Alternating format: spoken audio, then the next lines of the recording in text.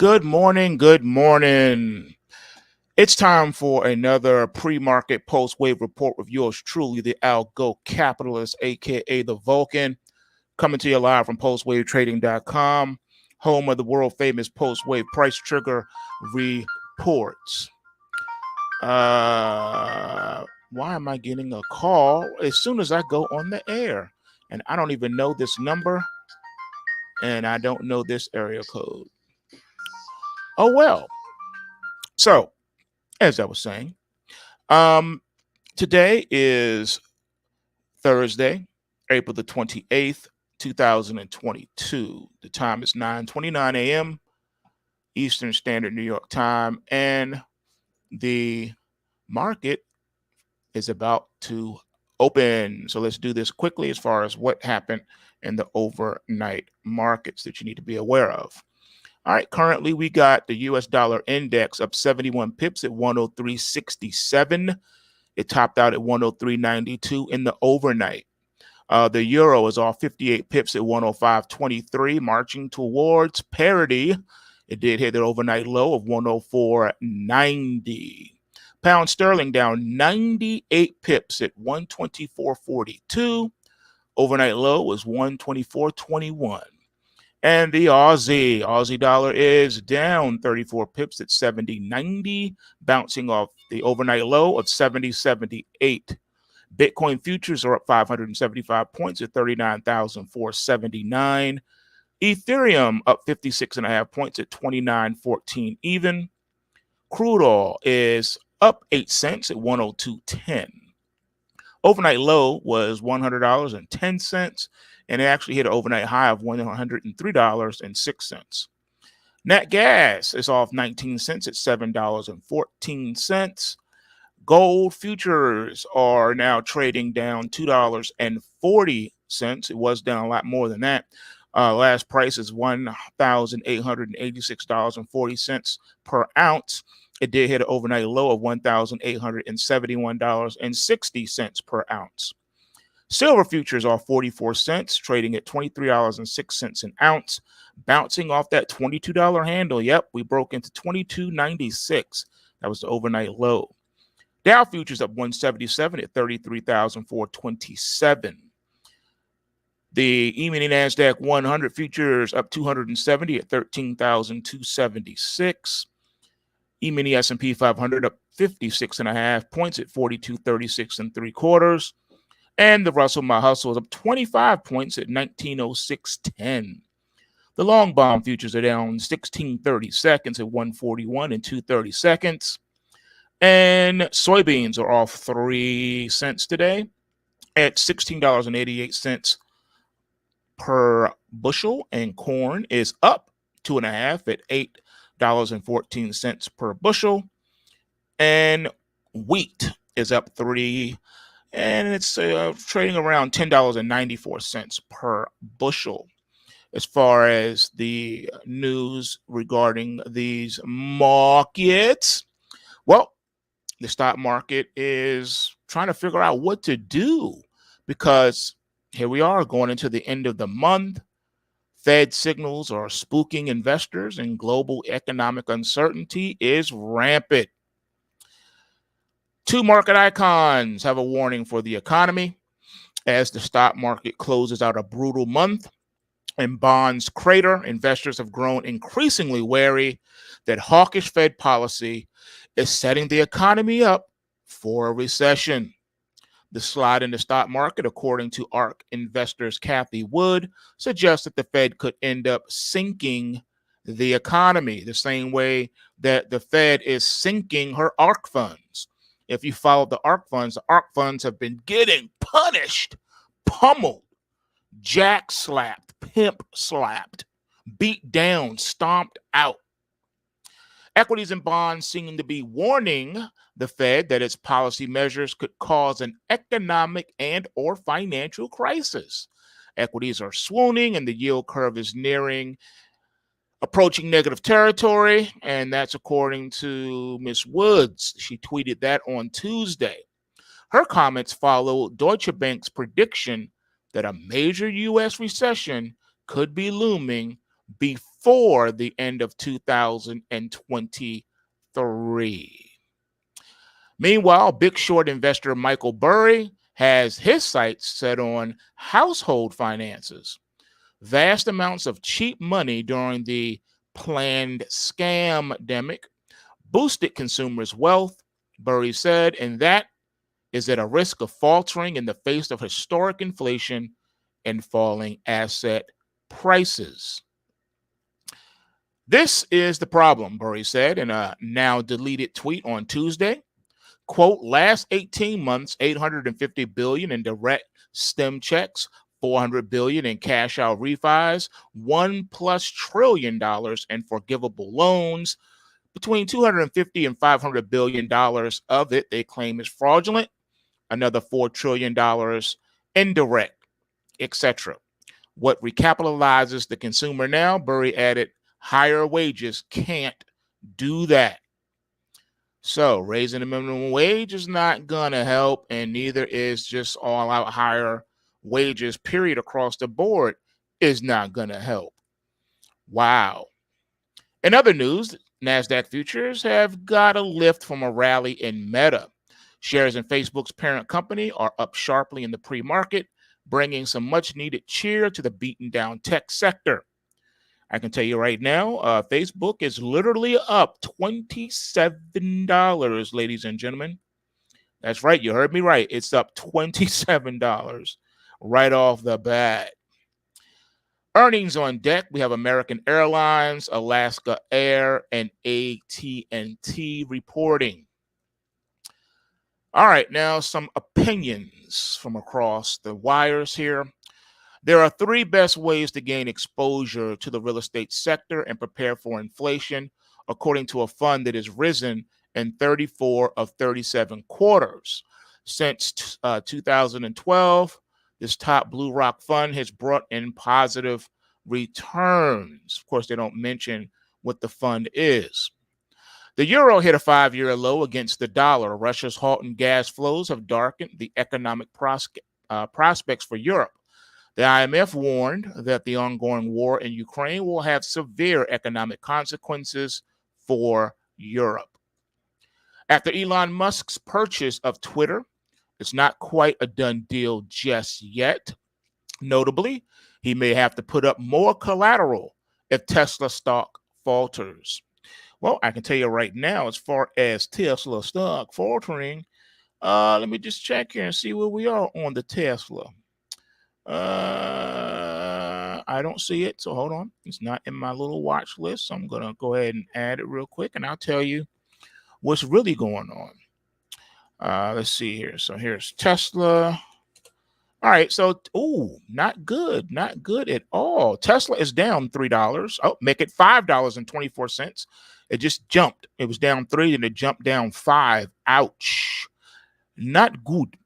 That's not what you want to see. No, no, no. You don't want to see something like that. That's no good, man. They're going to have to do better than that. I got to say, now, I don't think that the Tesla stock is going to stay negative today. I think there are too many mitigating circumstances and factors in play. So I think they're going to catch a bid somewhere around here soon. That's just my 2 cents. But what do I know? I'm just the algo capitalist.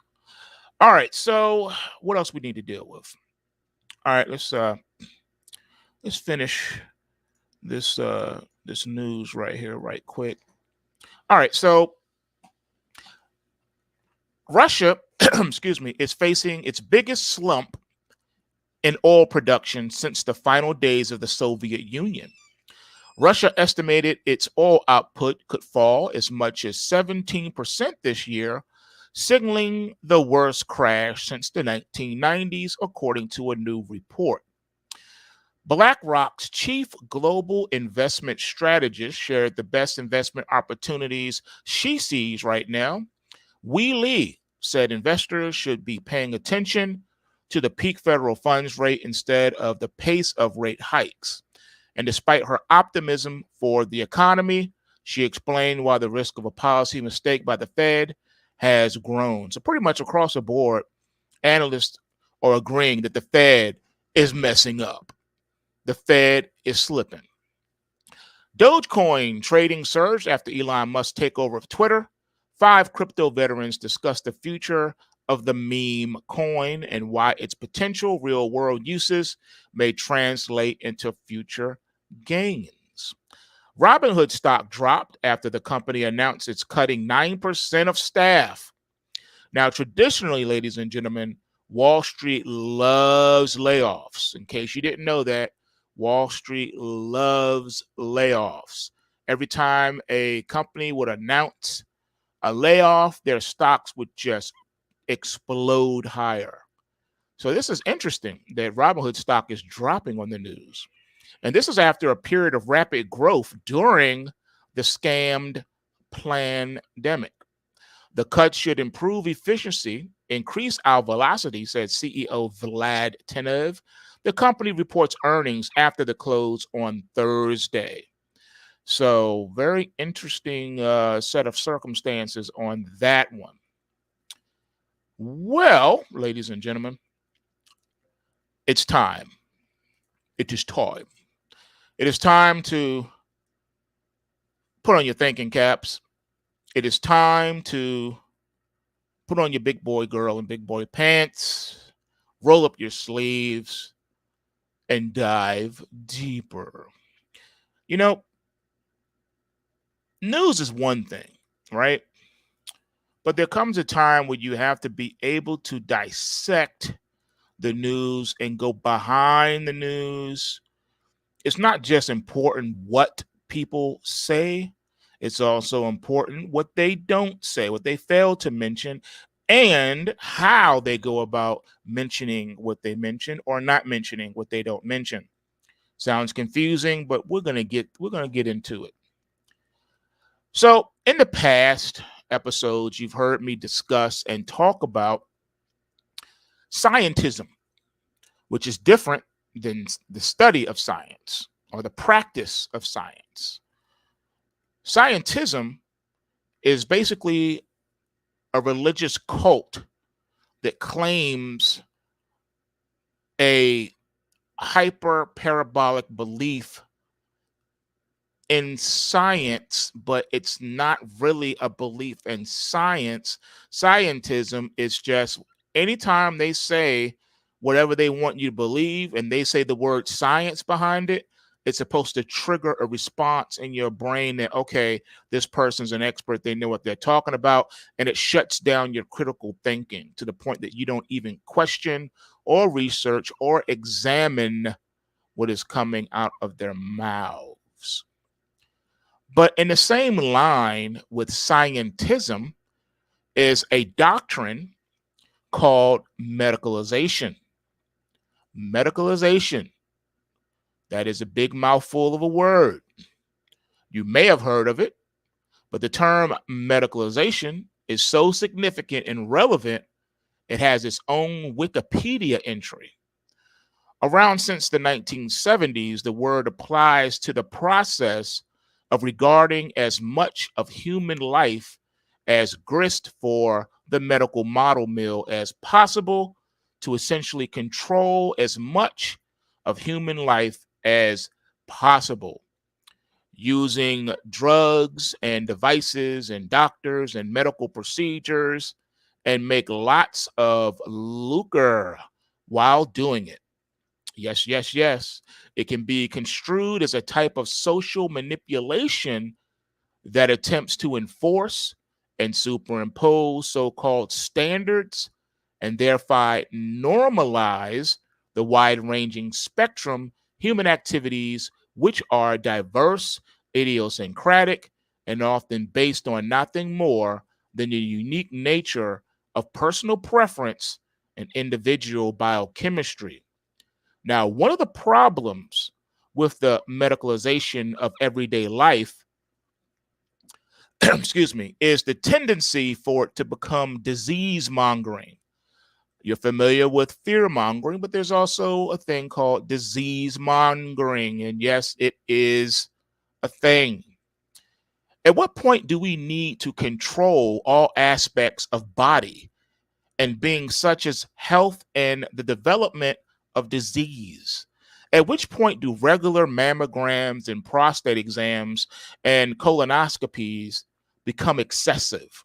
And even worse, when does diagnosis like depression, ADD, and oppositional defiance order, which according to the Psychiatry's Diagnostic Bible, the DSM-IV, is defined as disobedient, hostile, and defiant behavior toward authority figures.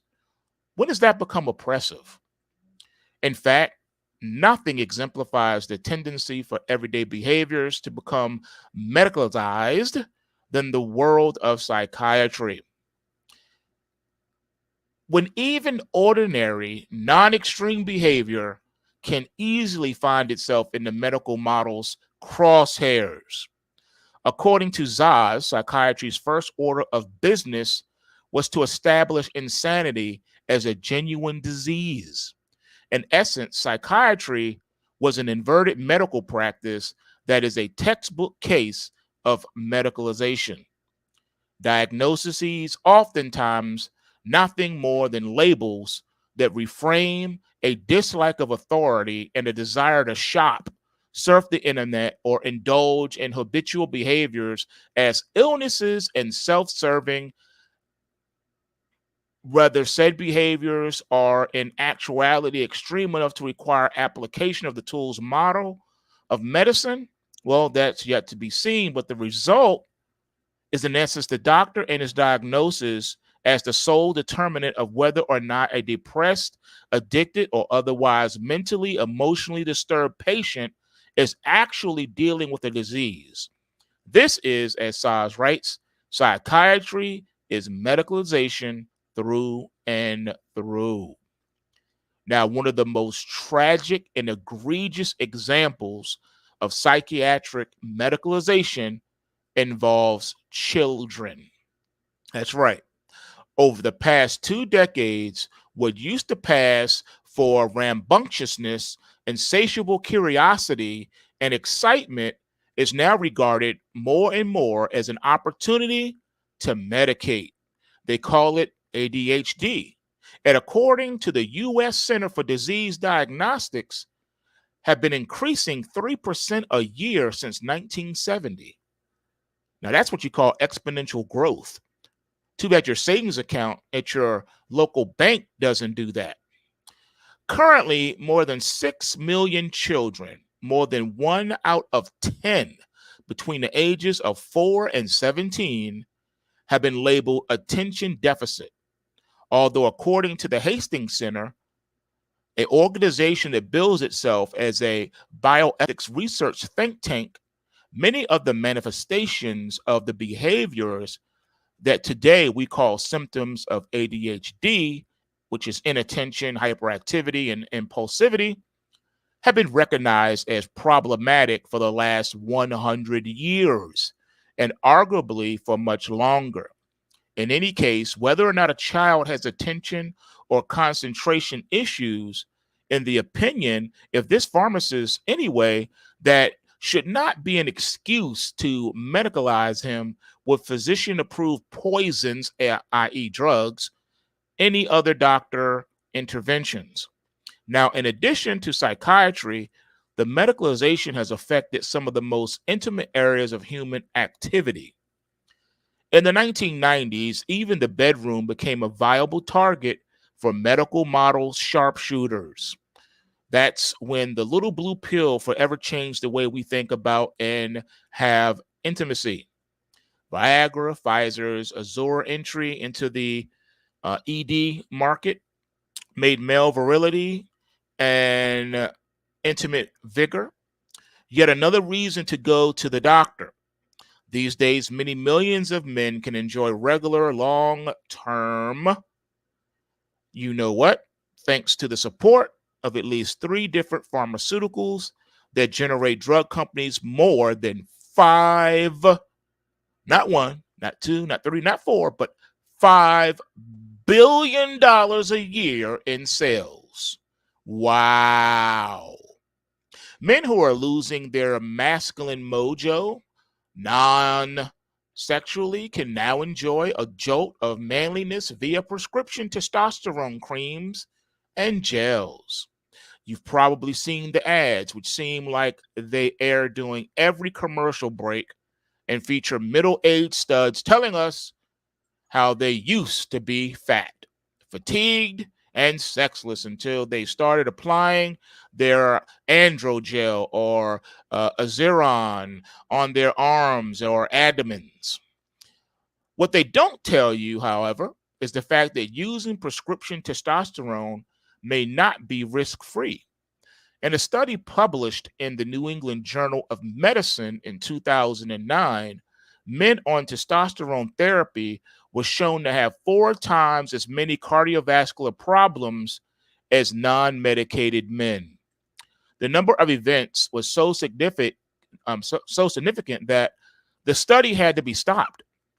And whether low testosterone deficiency is referred by drug company marketers is actually a disease, and whether drug company motives are really health-based is not clear. But some observers of the medicalization phenomenon think not.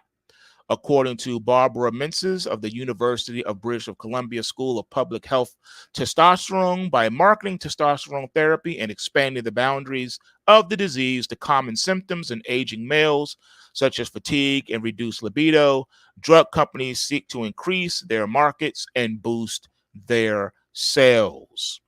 And if you're losing your locks, no worry. Healthy, disease-free men and women have been doing bald for centuries without any other associated health challenges. But these days, you can choose from a number of drug and doctor opinions that will grow hair. Whether it's Propecia or Rogaine, or even topical steroid creams. If your lettuce is thinning for a price, the pharmaceutical industrial complex model is ready and willing to assist. Never mind the fact that all drugs have the potential to cause adverse reactions and can negatively affect health as well as longevity if you're going bald, at least according to pharmaceutical manufacturers. You can always get a prescription, and as the marketing copy on the website for Rogaine hair growth treatment claims, take control of your baldness and help regrow your hair. Well, whether their purported health issues are psychiatric or sexual or anything else, the bottom line is there's lots of money in convincing people that they're suffering needlessly. Drug companies, no friends of mankind, and with money and marketing in mind, actively define disease states and promote them to the medical community and to their patients. To be fair, though, some researchers still believe that the curative power of prescription medication, i.e., synthetic drugs, pharmaceutical drugs, outweigh the social implications of the pharmaceutical industry's tendency to push their wares on consumers, and what might be called manipulative marketing is nothing more than intelligent business practice. But whether it's drug pushing and disease mongering or simply smart sales techniques, the fact remains that in many cases, the business selling us cures are the same people telling us that we're sick. And that, ladies and gentlemen, is food for thought. That was our primer. Now it's time to go in. Some of you, I have to give you a trigger warning, may be very uncomfortable with today's conversation. This conversation is for adults only. If you are naive, if you are lacking the intellectual acumen to comprehend common language, then you may want to go find something else to do. But we need to take a look at the things that are happening around us. You see, when we talk and think about Latin America, you can't think about it beyond vacation trips that you may have taken without also considering Latin American sanctions. You see, sanctions are a U.S. instrument to stop social and political liberation. Did you know that? Yep.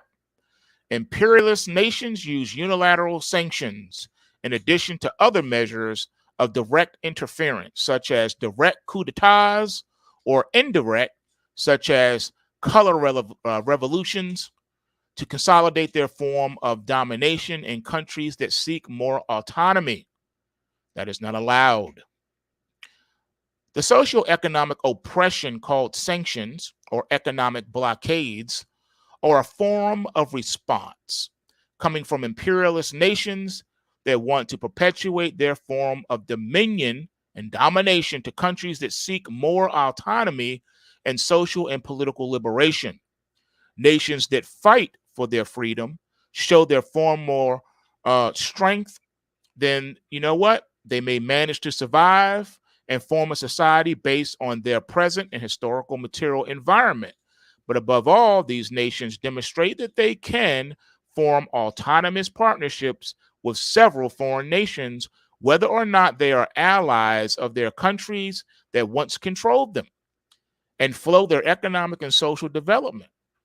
However, as a response to these forms of autonomy, which occurred in droves in the short 20th century and which are reflected in this new century, the unilateralism of sanctions is used in addition to other measures of direct interference, such as direct coups d'etats, or indirect, such as the color revolutions. However, oppression has an ideological and political genesis that erroneously, supposedly legitimates the aggressions and actions of these nations.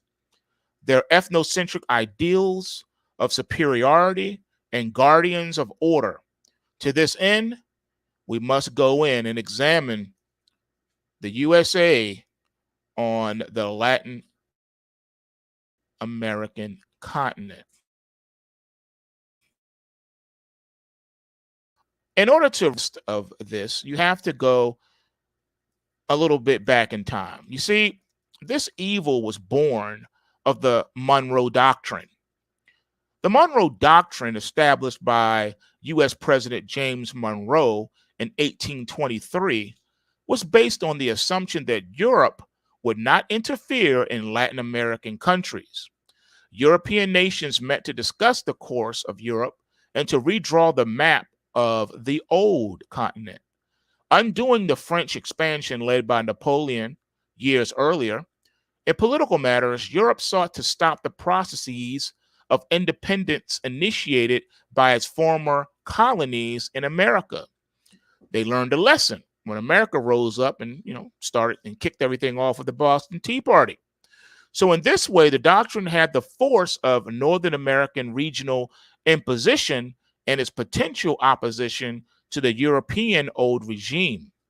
On the other hand, the doctrine legitimized the U.S. to push through ideology that it would be the sheriff of the continent and protect its neighbors against whom they considered villains.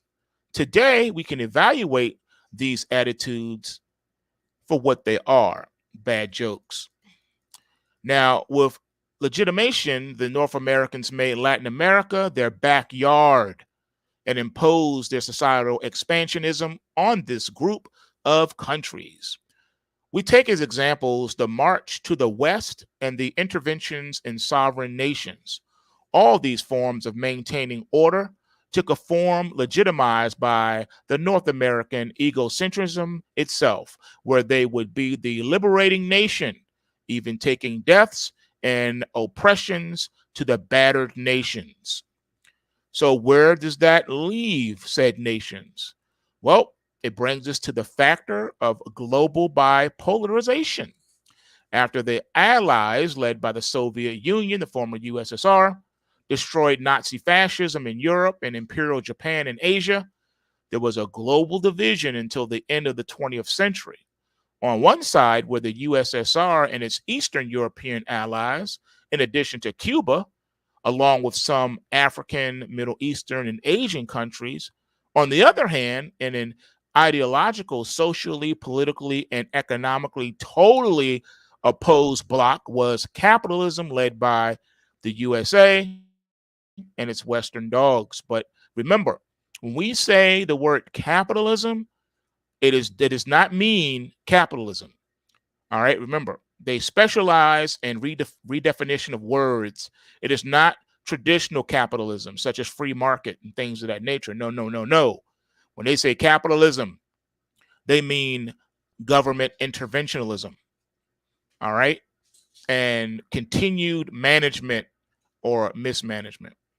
In addition to this conflict bringing social, political, and economic divisions, there was also a frantic search for both sides for zones of influence to contain their enemies, as in the case of the U.S. with Latin America, generating numerous armed conflicts of serious geopolitical scope.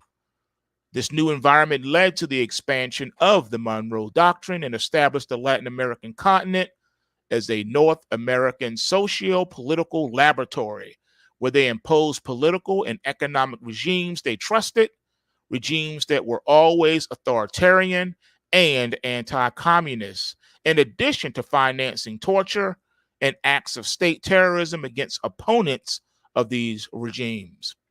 The voices that suffered from Washington's authoritarianism and the imposition of an exclusionary economic system would rebel and would be examples for the rest of the continent, which had similar material environments. The natural and symbolic liberation happened made by bearded people and enter in the Cuban Revolution and the new look of Latin America. When the bearded men led by Fidel Castro arrived in Havana on January the 1st of 1959, the world, especially Latin America, was stunned.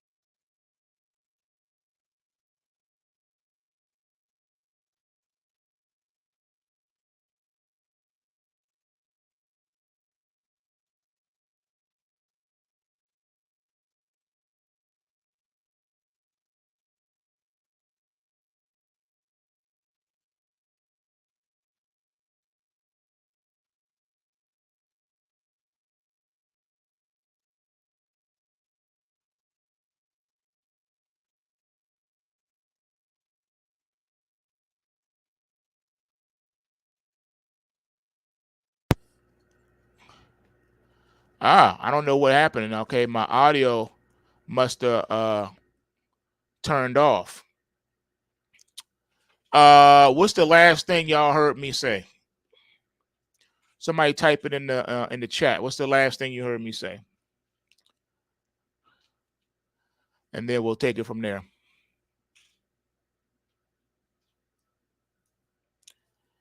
All right.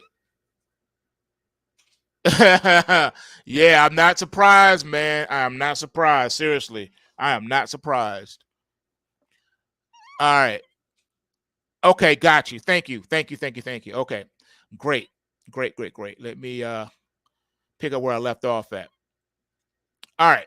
Here we go.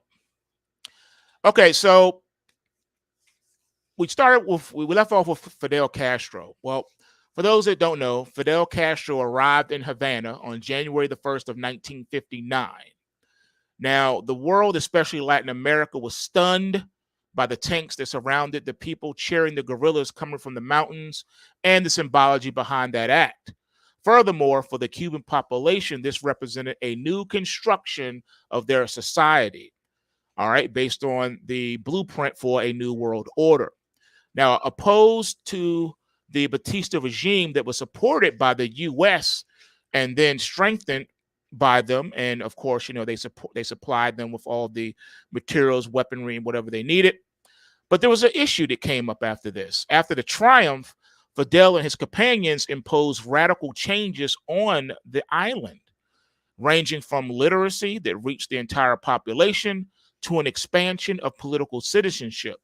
In short, what Cuba showed the world was that it was possible to make sudden social changes in a land that was controlled by oligarchs. So the U.S., which once supported the Batista's bloodthirsty dictatorship, looked at the Cuban Revolution with great care and respect. But after the Cuban government decided to expropriate the land and its companies from U.S. investors, the relationship would end completely.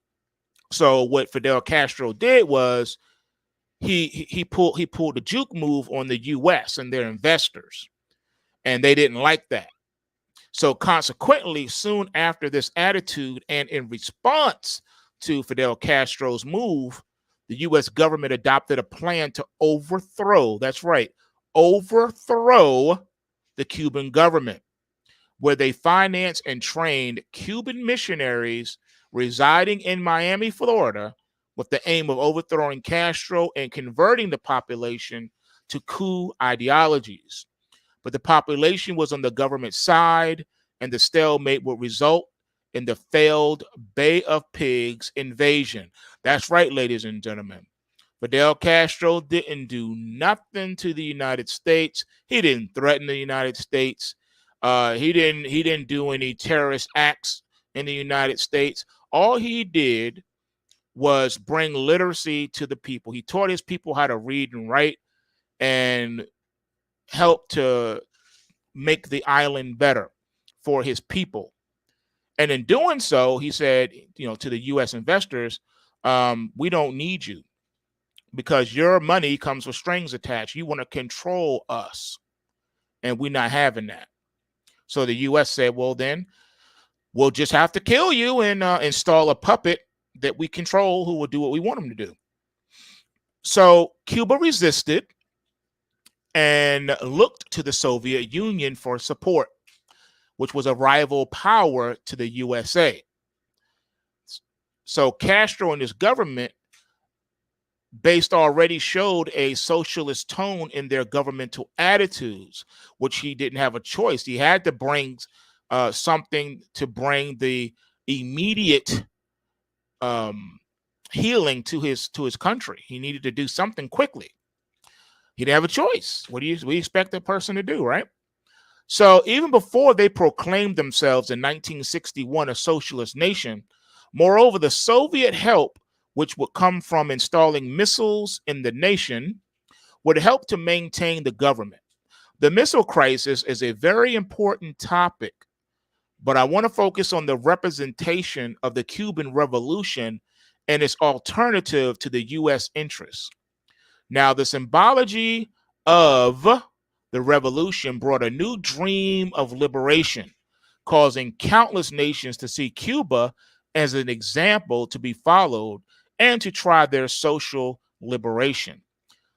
The United States saw this fear of rebel ideas with great fear due to the nationalist character of the government, which showed itself to be opposed to their economic interests. That is why they tried to respond to these gestures in an angry and bloody way, with coups d'etats and dirty wars. In addition, Cuba would undergo another oppression, today perhaps the greatest of all, the criminal blockade. Yes, ladies and gentlemen.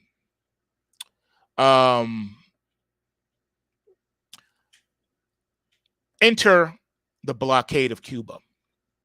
Now, Cubans daily suffer from the economic and social consequences resulting from the blockade. and they have critical thinking about the nation that imposes this form of genocide. Health is one of the most affected points. The Cuban government is forced to obtain these materials and medicines in distant markets and often with the use of intermediaries, thus imposing higher prices in this sector. Despite the US government's destructive strategy, results in the social sphere were achieved, something comparable to those of developed countries. The health sector remained among the priorities of the revolution and was always demonstrated as something to be defended constantly throughout the revolutionary process, both in the 1976 Constitution and in the current one, ensuring the state of well-being of the people has been represented as a duty of the state, free and general. So when you take a step back and examine all the things that have transpired thus far, you have to admit that not everything is what it's cracked up to be. That's why it's important that you research and investigate things and not just go by, what the talking heads tell you, especially for those that were not alive, who were not adults when back during that time. So the U.S. measures against Cuba are not only limited to medical services, but also to all areas of the nation's economy and technological sector. See, what the U.S. has a historical ideology of doing is they'll come into a country and they're going to want to, take their natural resources, install spaces for their Fortune 500 companies, and it's just a way to milk that nation's economy, where the U.S. benefits, but that particular economy or that country does not benefit. And if a country decides they want to become independent of the U.S., then that's when the U.S. gets mad and says, we're just gonna bomb you to oblivion, blockade you, and all that other stuff. So that's the gist of where this is going. However, despite the difficulties and adversities that the revolution faces, science and innovation are the engine of development and a lever to overcome all challenges. Now, as the commander-in-chief Fidel Castro always would preach that to his people. Now, the right to life is embodied in Article 3 of the Universal Declaration of Human Rights. And it states that everyone has the right to life, liberty, and security of person. The blockade causes incalculable humanitarian damage. It constitutes a flagrant, massive, and systemic violation of human rights and qualifies as an act of genocide under subsections B and C of Article 2 of the 1948 Convention for the Prevention and Punishment of the Crime of Genocide. Don't take my word for it. Look it up yourself. And you will see that what I've just stated to you is factual. But you're not going to hear that on the mainstream news. No, you won't. They like to cover that up. Blackout. Because the United States has to always appear to be the angel of mercy. Everything the U.S. government does is right and just. The U.S. government is God, and that's what they preach to their citizens, and that's what they preach abroad. However, we cannot but ask ourselves, is the blockade against Cuba legal? Does the blockade or embargo, as it qualifies to remove its extraterritorial scope, not violate the provisions of international humanitarian law, the Declaration of Human Rights, the Charter of the United Nations, and Article IV of the Geneva Conventions?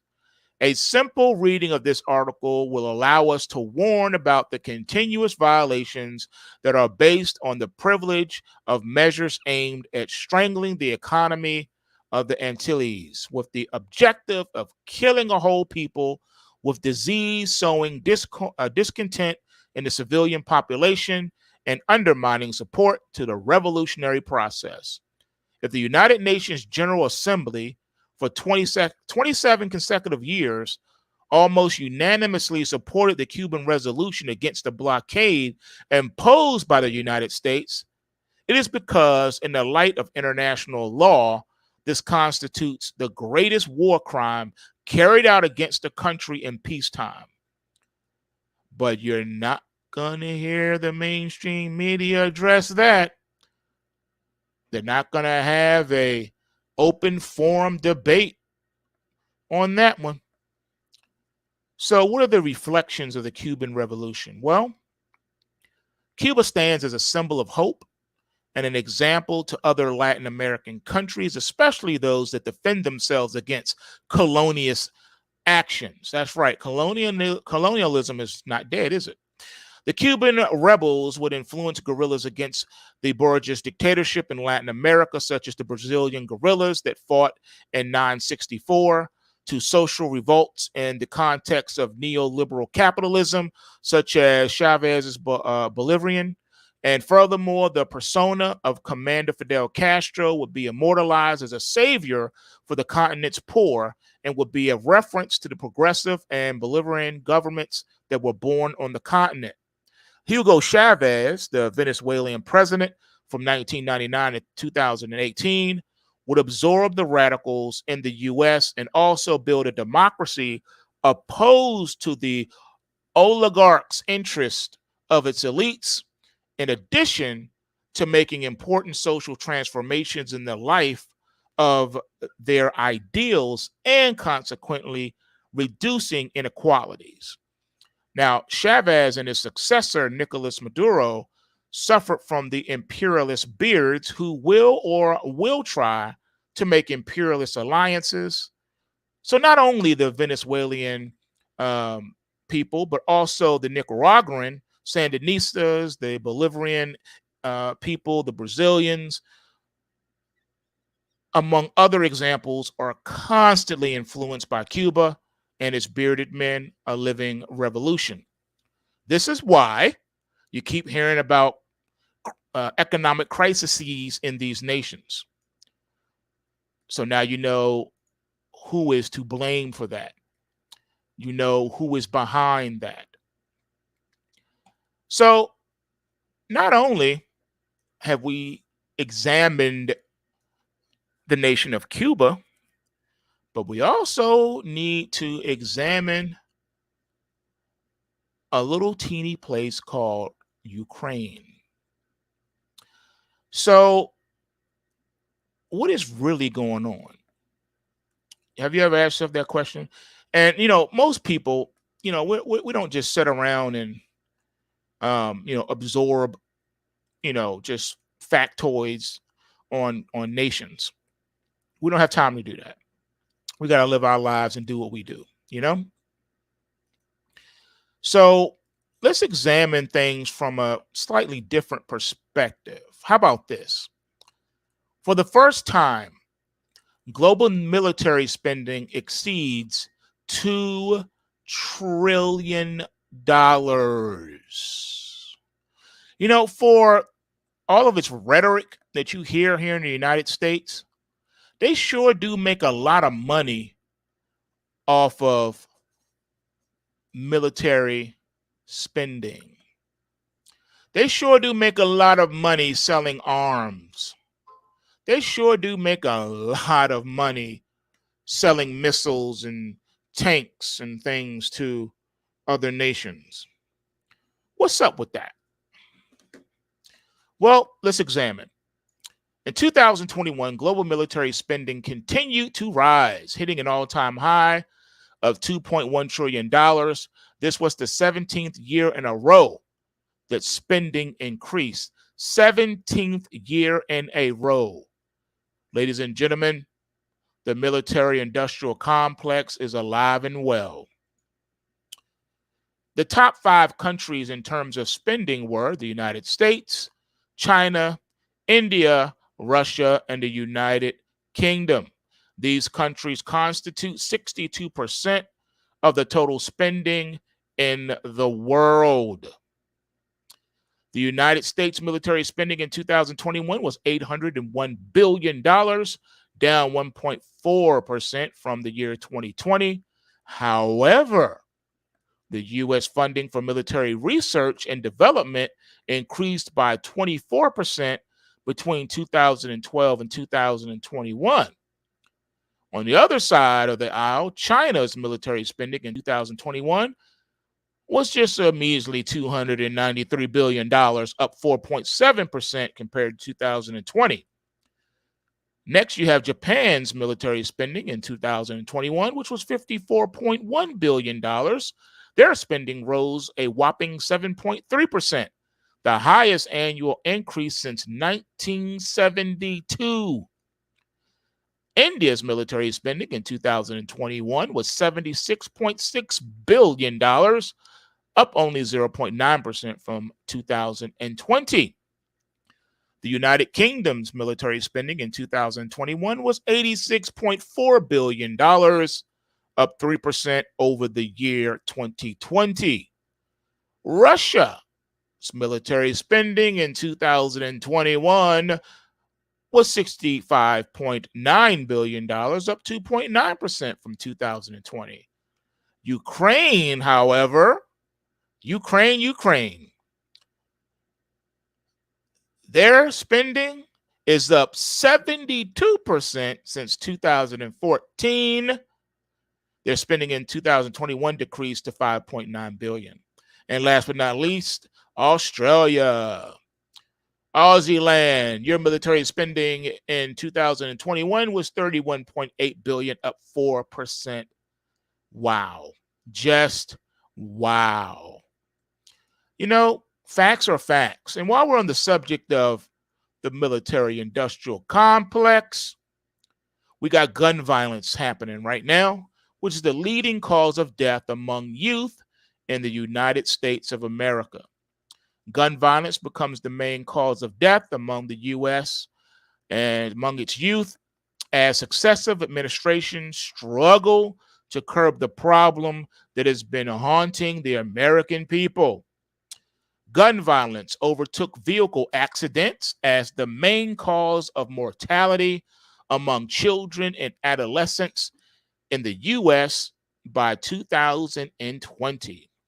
A study of mortality data from the CDC, all right, that's the CDC, all right, straight up, Center for Disease Control, found an almost 30% rise in gun-related fatalities among Americans under the age of 19 between 2019 and 2020. That's a whopping 30%. Suicides, unintentional shootings, and killings account for the majority of these deaths, with homicides exceeding the other two categories. The increase in gunshot fatalities among the nation's youth is part of a greater surge in homicides over the same time period. Gun homicides across the U.S. rose 33% in 2020. Black Americans, which constitute 14% of the U.S. population, accounted for over half of the nation's homicide fatalities. Dr. Jason Goldstick, a researcher with the Institute for Firearm Injury Prevention at the University of Michigan, states, "We knew gun violence had increased, but I was surprised by the level of increase for just 1 year. I can't remember ever seeing that before." All right. Ladies and gentlemen, we need to rap a while about this one. You see,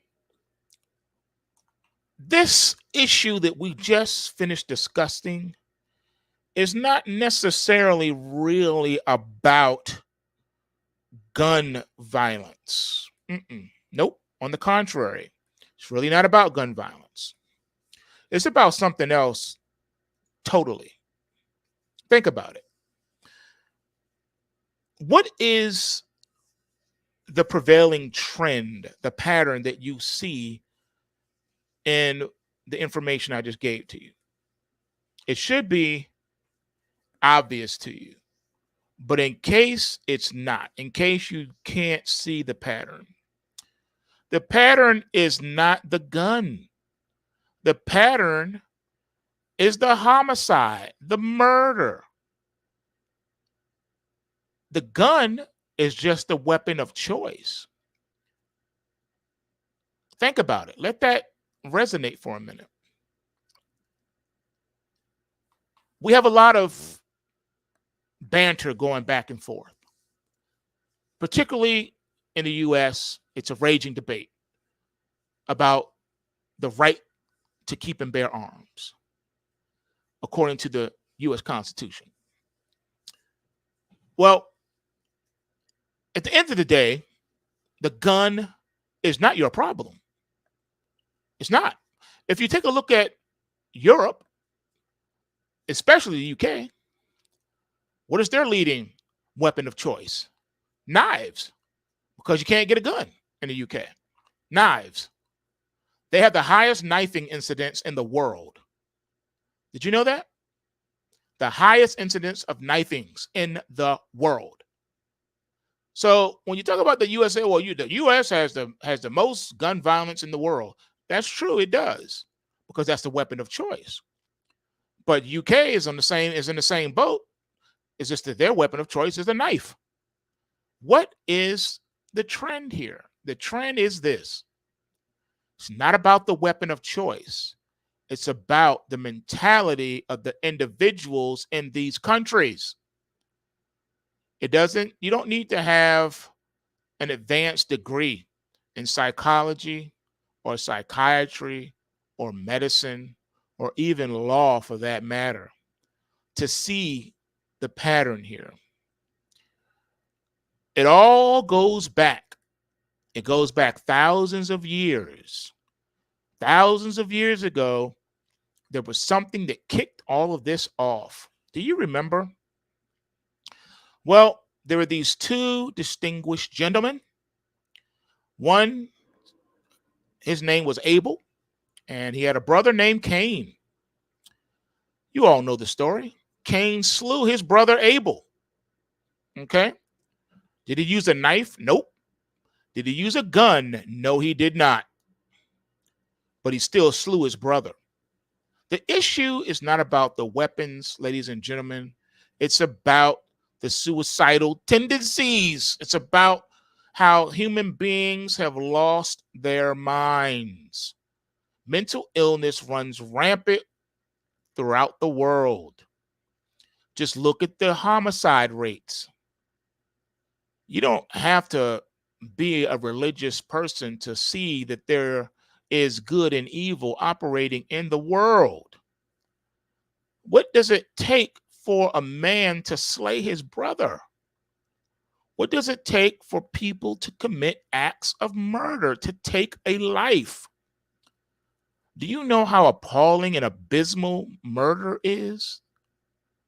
Now, see, people get caught up with terms. So I have to deal with this because we live in a world where words and terms have been twisted and their meanings have been thrown out and new meanings have been inserted. So when we say murder, we mean the taking of innocent life.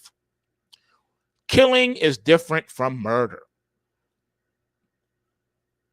The scriptures declare thou shalt not murder.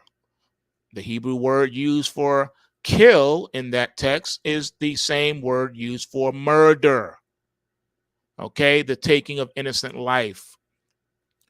Killing, however, is mandated. Killing is necessary for capital punishment, defending oneself, self-defense, war, to protect the harm and deaths of other innocents, things of that nature. So there is a time to kill. There are times where killing is 100% acceptable. And it's right, and it's just, and it's ethical, and it's moral. However, murder is always immoral and unethical and unjust. Murder is never a right thing to do. All right? So that's what we have right now. We have a world full of maniacs running around willing to kill a person for the slightest of infractions. Step on a man's sneakers that he just paid $500-$600 for, he may smoke you for that. Bump into someone accidentally, you may get smoked for that. You may even get stabbed. I'm here to tell you, ladies and gentlemen, that even if we were able to magically cause all guns, bombs, missiles, and knives to vanish, if I could just snap my finger and make them vanish, that would not cure our problem. Man would still murder. People would still murder each other in cold blood. They would just use something else. They would use a rock, a stone, a stick, a brick, poison, whatever they can get their hands on, they would still murder. The weapon of choice has never been the issue. Outlawing guns from your country will do nothing to stop murder. People will still murder, even if it means killing someone with your bare hands. All right. Some people are just vicious and they're fierce fighters. They can kill people with their bare hands. They're so full of rage and anger. They can strangle someone. They can find a way to make a person unalive. All right. So guns and knives are not your problem. If someone wants to make another person unalive, they can use a baseball bat. They can use a myriad of different tactics. Okay? Just remember that. It's not about the guns. It's not about knives. All right?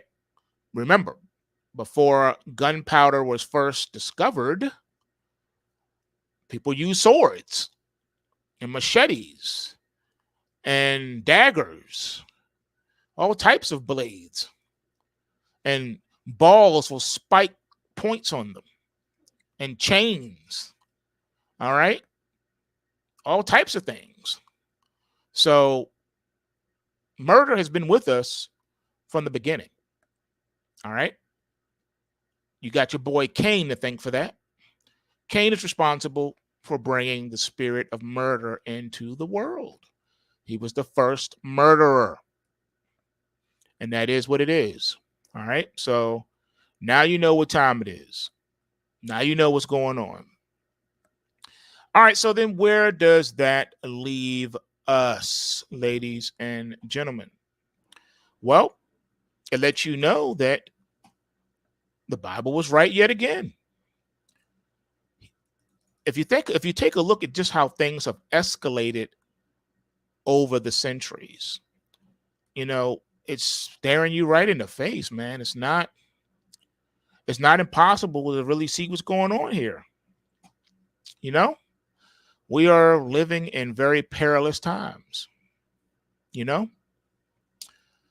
So this brings us to our next point of Ukraine. I wanted to set the backdrop for you so that you can understand what's really behind what's happening. You see, Ukraine is just a pawn on the grand chessboard. You see, alienating Ukraine from Russia while ignoring its security concerns has been a lasting goal for the U.S. hegemony. How did Mr. Brzezinski's theories affect the decision-making process and strategic planning of consecutive U.S. administrations? Well, Mr. Brzezinski's book, The Grand Chessboard, was published 25 years ago. His assumptions and strategies for maintaining U.S. global dominance have been hugely influential in U.S. foreign policy.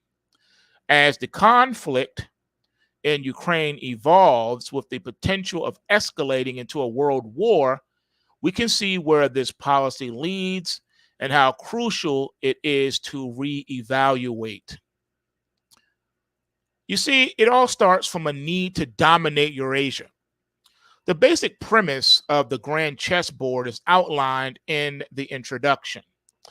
With the collapse of the Soviet Union, the United States is the sole global power. Europe and Asia, referred to as Eurasia, together have the largest land area, population, and economy.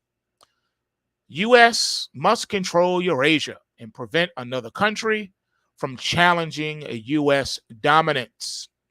Brzezinski sums up the situation. America is now the only global superpower, and Eurasia is the globe's central arena. He adds, it is imperative that no Eurasian challenger emerges capable of dominating Eurasia and thus of challenging America. The book surveys the different nations in Eurasia, from Japan in the east to the UK in the west. The entire landmass of Europe and Asia is covered. This is the grand chessboard, and Brzezinski's analysis how the U.S. should play different pieces on the board to keep potential rivals down and the U.S. in total control. Well, Brzezinski's influence was a very powerful national security advisor to President Carter. Before that, he founded the Trilateral Commission. Later, he taught Madeleine Albright and many other key figures in U.S. foreign policy. Brzezinski initiated the Afghanistan trap. That was the secret 1979 U.S. program to mobilize and support Mujahideen foreign fighters to invade and destabilize Afghanistan. In this period, Afghanistan was undergoing dramatic positive changes. As described by Canadian academic John Ryan, Afghanistan once had a progressive secular government with broad popular support. It had enacted progressive reforms and gave equal rights to women. Go figure. Well, the Brzezinski plan was to utilize reactionary local forces and foreign fighters to create enough mayhem that the government would ask the neighboring Soviet Union to send military support. The overall goal was to bog down the Soviet army and give them their own Vietnam. With enormous funding from the U.S. and Saudi Arabia beginning in 1978, the plan resulted in chaos, starvation, and bloodshed in Afghanistan, which continues to this day. Approximately 6 million Afghans became refugees fleeing the chaos and war. Years later, when interviewed about this policy, Brzezinski was proud and explicit. Quote, "We didn't push the Russians to intervene, but we knowingly increased the probability that they would," end quote. When asked if he had regrets for the decades of mayhem in Afghanistan, he was clear. Regret what? The secret operation was an excellent idea. It had been and had the effect of drawing the Russians into the Afghan trap, and you want me to regret it? Moscow had to carry on a war that was unsustainable for the regime, a conflict that brought about the demoralization and finally the breakup of the Soviet Empire. What is more important in world history? The Taliban or the collapse of the Soviet Empire? Some agitated Muslims or the liberation of Central Europe and the end of the Cold War? Afghanistan was a pawn in the U.S. campaign against the Soviet Union. The amorality of U.S. foreign policy is clear and consistent. From the destruction of Afghanistan beginning in 1978, continuing to the current starvation caused by U.S. freezing of Afghan government reserves. The blowback is also clear. The foreign fighters trained by the U.S. and Saudis became Al-Qaeda and then ISIS. The 2016 Orlando nightclub massacre, where 49 people died and 53 people were wounded, was perpetrated by the son of an Afghan refugee who never would have come to the U.S. if his country had not been intentionally destabilized by the United States of America. Paul Fitzgerald eloquently describes this tragedy in his article, Brzezinski's Vision to Lure Soviets into Afghan Trap, Now Orlando's Nightmare. Well, I mean, this all goes back to U.S. supremacy and exceptionalism, right? Well, the Grand Chessboard assumes U.S. supremacy and exceptionalism and adds the strategy for implementing and enforcing this primacy on the biggest and most important arena. You guessed it, Eurasia. Brzezinski does not countenance a multipolar world. No, not at all. Rather, a world without U.S. primacy will be a world with more violence and disorder and less democracy and economic growth. And the only real alternative to American global leadership in the foreseeable future is international anarchy. International anarchy. These assertions continue today as the U.S. foreign policy establishment repeatedly talks about the rules-based order in the international community, ignoring the fact that the West is a small fraction of humanity. Toward the end of his book, Brzezinski suggests the upgrading of the United Nations and a new distribution of responsibilities and privileges that take into account the changed realities of global war. Enter the importance of NATO and Ukraine.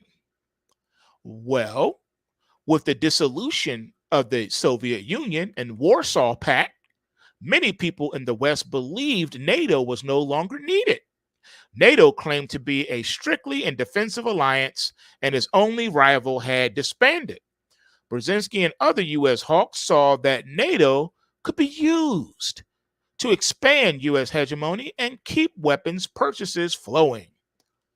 Thus, he wrote that an enlarged NATO will serve well both the short-term and the longer-term goals of U.S. policy. Brzezinski was adamant that Russian concerns or fears should be dismissed. Any accommodation with Russia on the issue of NATO enlargement should not entail an outcome that has the effect of making Russia a de facto decision-making member of the alliance. Brzezinski was skillful at presenting an aggressive and offensive policy in the best light. Brzezinski presents Ukraine as the pivotal country for containing Russia. He says Ukraine is the critical state insofar as Russia's future evolution is concerned. He says without Ukraine, Russia ceases to be a Eurasian empire. This is another example of his skillful wording because Ukraine, as part of a hostile military alliance, does not only prevent a Russian empire, it presents a potential threat. Kiev is less than 500 miles from Moscow, and Ukraine was a major route of the Nazi invasion. That's right. Brzezinski was well aware of the controversial nature of Ukraine's borders. On page 104, he gives a quote that shows many people of eastern Ukraine wanted out of Ukraine since the breakup of the Soviet Union. The 1996 quote from a Moscow newspaper reports, in the foreseeable future, events in eastern Ukraine confronts Russia with a very difficult problem. Mass manifestations of discontent will be accompanied by appeals to Russia or even demands to take over the region. You see how all this stuff was plotted and planned out decades before, ladies and gentlemen? Despite this reality, however, Brzezinski is dismissive of Russian rights and complaints. He bluntly says Europe is America's essential geopolitical bridgehead on the Eurasian continent, and Western Europe and increasingly Central Europe remain largely an American protectorate. The unstable assumption is that the U.S. has every right to dominate Eurasia from afar. Brzezinski advises Russia to decentralize with the free market and a loose confederation of European Russian and Siberian Russia and a Far Eastern Republic. Where does this get us? Well, I think you know the answer to that question. You see, all you have to do is use Afghanistan as the model. Brzezinski realizes that Russia's present and potential challenge to U.S. domination of Eurasia, especially if it allies with China. Now, in the Grand Chessboard, he writes, if the middle space rebuffs the West, becomes an assertive single entity, and either gains control over the South or forms an alliance with the major Eastern actor, then America's primacy in Eurasia shrinks dramatically. Russia is the middle space, and China is the major Eastern actor. What was feared by the U.S. strategists has happened. For the past 20 years, Russia and China have been building an alliance dedicated to ending U.S. hegemony and beginning a new era in international relations. When I say new world, you say order, new world order, new world order. This may be why the U.S. aggressively provoked the crisis in Ukraine in the first place. The list of provocations is clear. Moral and material support for Maidan protests, rejection of the EU agreement. Basically, they're saying, blank the EU. The sniper murders and violent 2014 coup, ignoring the Minsk agreement, approved by the UN Security Council. NATO advisors in training for ultra-nationalists, lethal weaponry to Ukraine, refusal to accept Ukrainian non-membership in NATO, threats to invade Donbass and Crimea. Before Russia's intervention in Ukraine, active duty soldier and former Congresswoman Tulsi Gabbard said, they usually want Russia to invade Ukraine. Why would they? Because it gives the Biden administration a clear excuse to levy draconian sanctions against Russia and the Russian people. And number two, it cements this Cold War in place. The military-industrial complex is the one who benefits from this. They clearly control the Biden administration.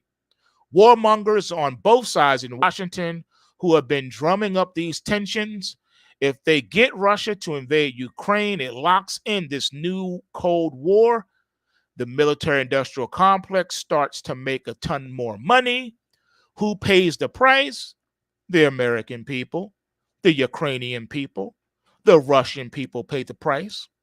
It undermines our national security, but the military-industrial complex, which controls so many of our elected officials in the first place, wins.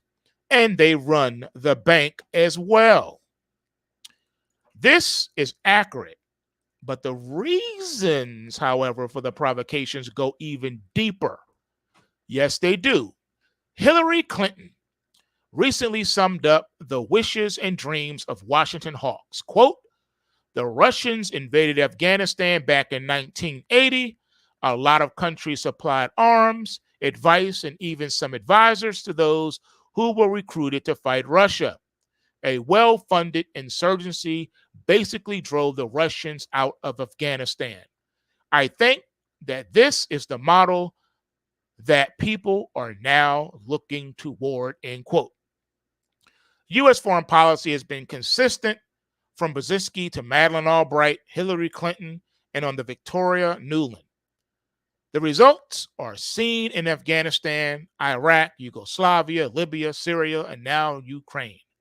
As with Afghanistan, the U.S. didn't push Russia to intervene, but they knowingly increased the probability that they would. The purpose is the same in both cases: to use a pawn to undermine and potentially eliminate a rival.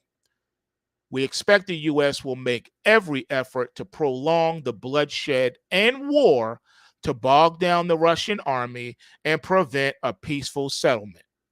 The U.S. goal is just what Joe Biden said: regime change in Moscow.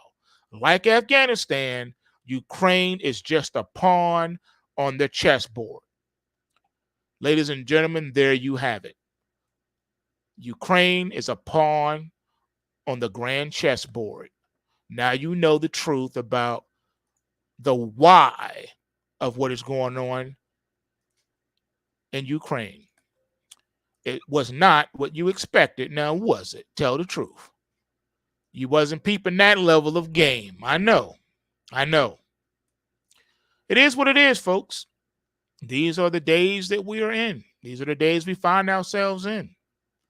You know? And by the way, only 4 European buyers paid for Russian gas in rubles, you guys, by the way. That's right. European gas buying states have started complying with Russia's demands to only take rubles in exchange for its gas supplies, which will surely boost the Russian economy as others follow suit. They don't have a choice, ladies and gentlemen. They don't have a choice. Yes, I think Taiwan will be the next chess piece to be moved on the board. Absolutely. It is what it is, ladies and gentlemen. What can we do about it? Not a whole lot. Not really. Not really. Nothing we can do about it. All we can do is watch and wait and see what the next shoe is that's going to drop.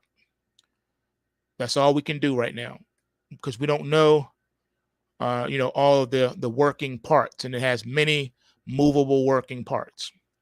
All right, so that's all we got for today. We're going to be going live somewhere between 11:15 and 11:30. So you don't want to miss that. If you are a PulseWave member, you're going to want to take advantage of that. This is your opportunity to ask me questions, get help, things of that nature.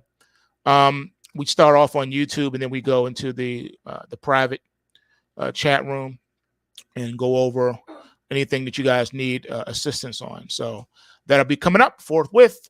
And with that being said, don't forget to smash that like button. You know what this is. I see you say, what is the consequences to the world GDP is if this war continues on? I think you know the answer to that question. It ain't going to be pretty. It ain't going to be pretty. All right, people, you know what it is. Bulls make money, bears make money, and pigs get slaughtered. So remember to take what you can and give nothing back. And I am out. Peace.